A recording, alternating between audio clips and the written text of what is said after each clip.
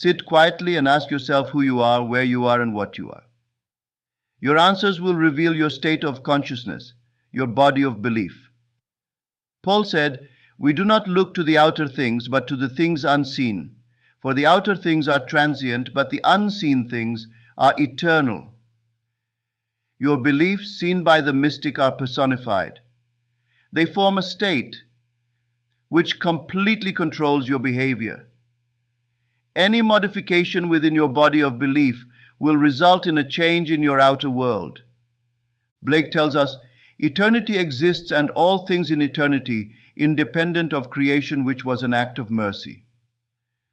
By this you will see that I do not consider either the just or the wicked to be in a supreme state, but to be every one of them states of the sleep which the soul may fall into in its deadly dreams of good and evil when it leaves paradise following the serpent.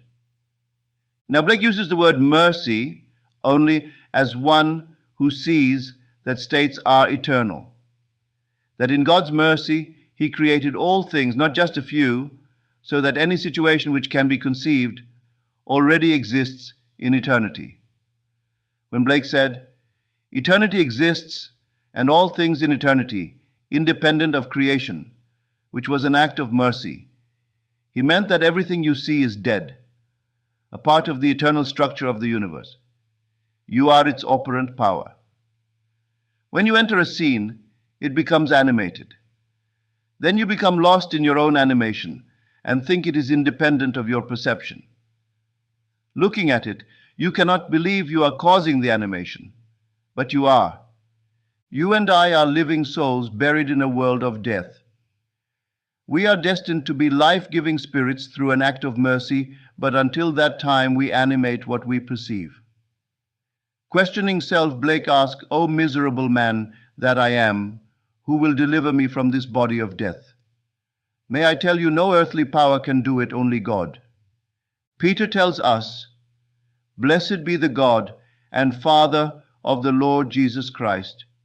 By His great mercy we have been born anew to a living hope through the resurrection of Jesus Christ from the dead."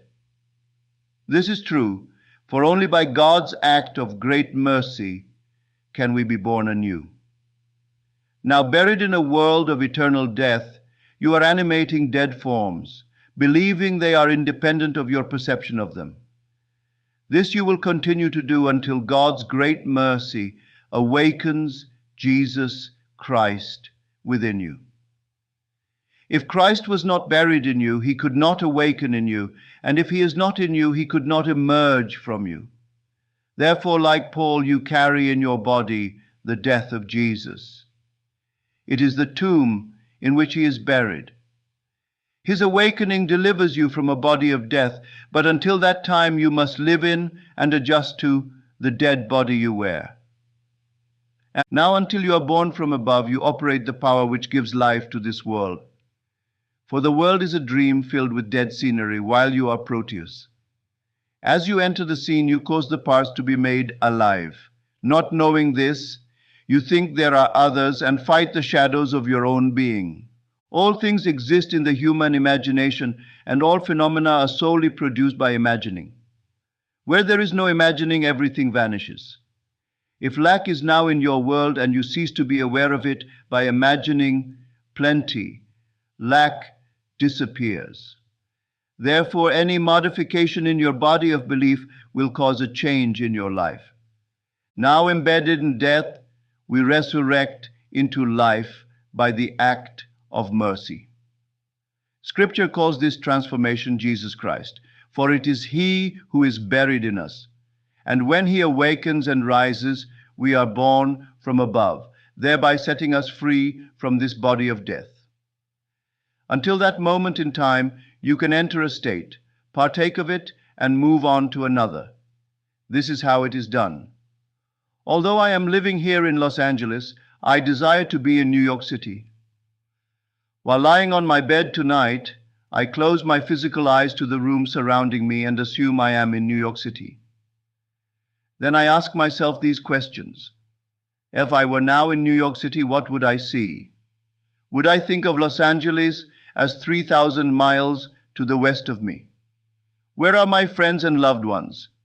How are my finances now that I am here? Then I would answer these questions carefully and fall asleep in New York City. Now, an assumption is an act of faith, and without faith it is impossible to please God. By faith we understand that the world was created by the word of God, so that things seen were made out of things that do not appear. Someone looking at my physical body would see me sleeping in Los Angeles, yet I would be sleeping in New York City, for I am all imagination, and must be where I am imagining myself to be. By this action I am adjusting myself imaginatively to a state I desire to objectively realize.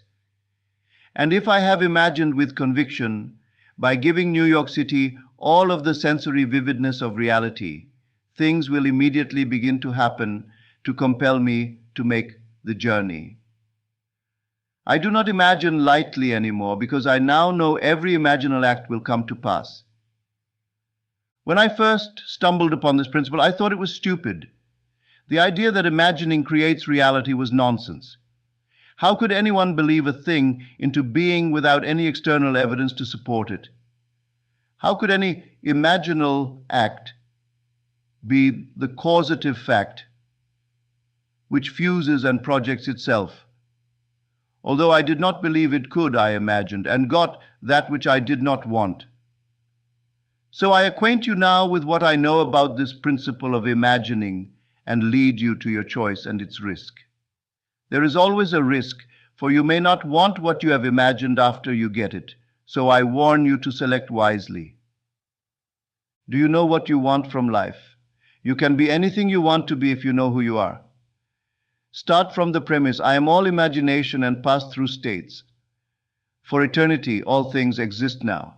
Having experienced a state and moved into another one, you may think the former state has ceased to be, but all states are eternal. They remain forever. Like the mental traveler that you are, you pass through states either wittingly or unwittingly, but your individual identity is forever. Whether you are rich or poor, you retain the same individual identity when you move from one state into another.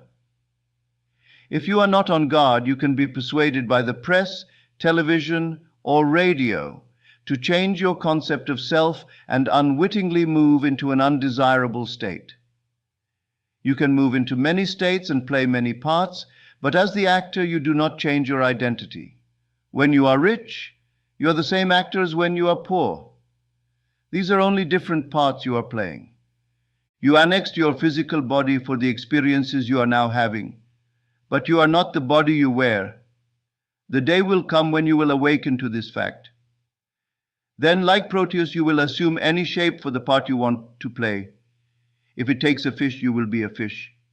If it takes a man, you will be a man, for that is who God is. Learn to adjust your senses to what you desire to be. Just as I moved to New York City, you can move into the state of wealth, fame, or any state you desire. Determine what it would feel like and adjust your thinking by assuming you are feeling it now. Look at your world mentally. Your present level of objective fact may be the same as it was before. But in your imagination, hear your friends congratulate you on your good fortune. Then believe in the reality of this unseen experience.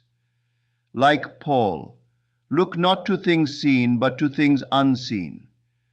For the things seen are temporal, while the things unseen are eternal. 200 years ago, Blake made the statement, eternity exists and all things in eternity, independent of creation, which was an act of mercy. 3,000 years ago, the unknown writer of Ecclesiastes said it even more beautifully. There is nothing new under the sun. Is there a thing for which it is said, this is new? It has been already in ages past, but there is no remembrance of things to come after, among those who will come later. This past year, one of our great physicists, Professor Richard Feynman of Caltech, said the same thing, yet not as beautifully as Blake or the unknown author of Ecclesiastes. This is what Professor Feynman said. The entire space, time history of the world is laid out, and we only become aware of increasing portions of it successively. For this, Professor Feynman received the Nobel Prize and maybe $50,000, while Blake, who saw it mystically and recorded it poetically, went to an unmarked pauper's grave. Professor Feynman based his conclusion on his study of the disintegration of the atom. Noticing the peculiar behavior of a little positron when placed in fluid, he realized that the entire time history of the world is already laid out, and man only becomes aware of portions of it successively. I have seen the same thing in vision, and know that the world is dead. I have entered a room such as this, to discover that I am the spirit animating it. By arresting the activity in me that caused the scene to become alive, everything froze. The waitress walked not. The birds flew not. The diners dined not. Then I knew that when I released its activity in me, everything and everyone would continue to complete their intention. Releasing my power, the waitress completed the serving. The bird flew to the limb of the tree, and the grass began to wave as the leaf which was arrested in space fell to the ground. Now I know I am the center of creative power. The day will come when you too will awaken and exercise your creative power, knowingly. That is our destiny, for we all will awaken as God and use this power to create in the true sense of the word. Try to remember that there is no limit to God's creative power or your power of belief. Persuade yourself that things are as you desire them to be. Fall asleep in that assumption, as that is your act of faith. Tomorrow the world will begin to change, to make room for the garment of your assumption. If it takes one person or 10,000 to aid the birth of your assumption, they will come. You will not need their consent or permission, because the world is dead. And what would be the purpose in asking dead people to help you? Simply know what you want, animate the scene, and those playing their parts will begin to move towards the fulfillment of your desire. Try it before you pass judgment upon it. I know it doesn't make sense, but it will prove itself in performance, and then it will not matter what the world thinks. If there is evidence for a thing, does it really matter what someone else thinks about it? I encourage you to try it, for if you do, you will not fail.